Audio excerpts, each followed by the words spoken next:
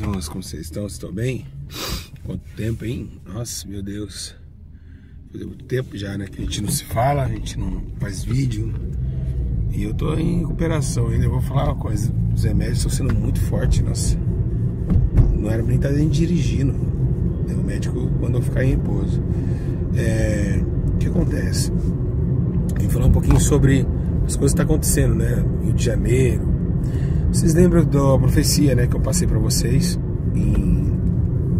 que esse ano seria muito chacina, muito homicídio, e aparecer sinais do céu de uma forma muito drástica. E tá acontecendo, né? As profecias que eu passei em novembro, todo final de ano eu trago as profecias do ano seguinte, né? Dos terremotos, das febres, né? Que teve aquela febre nova também. E na hora que eu falei em terremotos, começou no Japão, dia 1º, começou o 1º de janeiro. O terremoto do Japão terrivelmente abalando a estrutura ali do povo. Vou falar um pouquinho sobre o Rio de Janeiro, né? As pessoas, como que elas sentem a vontade de ver o outro se destruindo, né? Aqui na Câmara de São Paulo, na Câmara de Vereadores, uma mulher pediu por um minuto de silêncio para as vítimas, né? Da chacina, porque foi uma chacina. Querendo ou não, foi uma chacina. Claro, com certeza foi uma chacina. E a prova que foi uma chacina é que teve corpos lá que nem tiro levou, foram decapitados. Entendeu? No Rio de Janeiro. Então foi uma chacina, a polícia entrou lá para matar. E eu quero dizer bem claro, essa morte do Rio de Janeiro foi para sacrificar a Baal. Todos nós sabemos que dia 29 se comemora ações de graça a Baal. Aquelas vidas foram sacrifício vivo para Baal, para o Deus Baal, né? Você pode pesquisar aí, você vai ver que é no dia 29, e foi dia 29 essa chacina aí. Então, no mundo espiritual, Baal recebeu essas vidas, essas almas aí, de sangue. E você viu o sangue escorrendo no escadão do Rio de Janeiro, né? Então, a polícia entrou para matar, não foi para prender ninguém, para matar. Eles já foram no sítio de morte, de matar. É claro, meus irmãos, que também não vamos defender ninguém. O ladrão tá ali, ele sabe que é para matar ou morrer, né? O ladrão já sabe muito bem, quando ele entra numa facção, ele sabe o destino da vida dele, do futuro. Mas o que eu quero dizer pontualmente sobre esse caso? As pessoas perderam muito o amor, meus irmãos. Porque querendo ou não, é bandido, mas é alma. É uma alma que Deus tem uma obra, que Jesus amou, que Jesus sangrou na cruz, que Jesus abriu os braços. Não há diferença, meus irmãos, entre um trabalhador e um bandido para Jesus. Não há diferença. Na sociedade há, mas para Deus não há. Não há. Teve diferença entre um humano e um animal? Quando o próprio Balaão recebeu a propina para denigrir Israel, amaldiçoar Israel? Não teve. Deus pegou a jumenta, usou a jumenta para falar com o ser humano. Então não há diferença, para Deus não há diferença. Não há nada que Deus não possa fazer para querer agalgar o progresso da sua palavra e do seu poder. O que nós devemos entender é que temos que amar as almas, independente do que ela seja. Se ela é preta, se ela é branca, se ela é rica, se ela é pobre.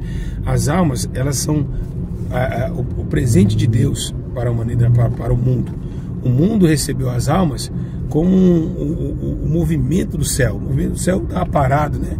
Lúcifer tinha desencadeado, desrespeitado as ações de Deus. Então o Lúcifer, que comandava o louvor a Deus. Então Deus fez o homem com força semelhante para adorar, para louvar o seu nome. E o homem desencadeou pelo pecado, pela morte. Desintegrou novamente uma dissensão entre a criatura e o Criador. Então Deus fez o mundo e fez as almas, os homens, o homem, a mulher, e mandou multiplicar para a sua glória, para o seu poder, para o seu domínio, para o seu reinado. Deus amou o mundo de tal maneira que deu seu único filho para salvar todos aqueles que se viviam perdidos. Então devemos agora entender que o projeto agora é amar, meus irmãos. Entender que aqueles homens que morreram, teve mulheres também que morreram também, né, juntamente ali, são almas que foram perdidas. Que, no entanto, no Rio de Janeiro, enquanto tem almas morrendo no Rio lá, as igrejas ficam lá rodando. O Rio de Janeiro é o pior lugar, é o pior estado, sabe, de falsos profetas que existe mesmo.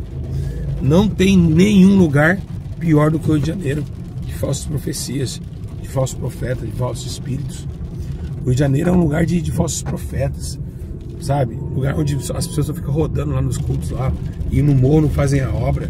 Sabe, você pode ver, no morro não tem um evangélico lá pregando, levando a palavra para aqueles bandidos lá. Não tem, meus irmãos. Então, digo a vocês, é complicado, é uma situação muito, muito delicada e é triste para quem ama a alma, é triste, a gente chora, a gente sofre porque a gente sabe que aquilo ali, que é uma alma vale muito mais que o mundo inteiro ganha.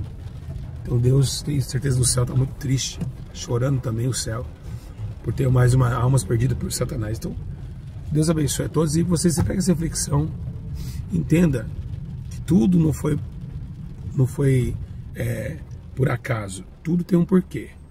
Foi sacrificada a Baal aquelas almas no mundo espiritual e eu tenho certeza disso para vocês, que vocês têm que analisar os fatos, começar a ter coerência em todas as coisas que nós vivemos e vamos ver ainda para frente que muitas outras coisas vão acontecer nessa terra.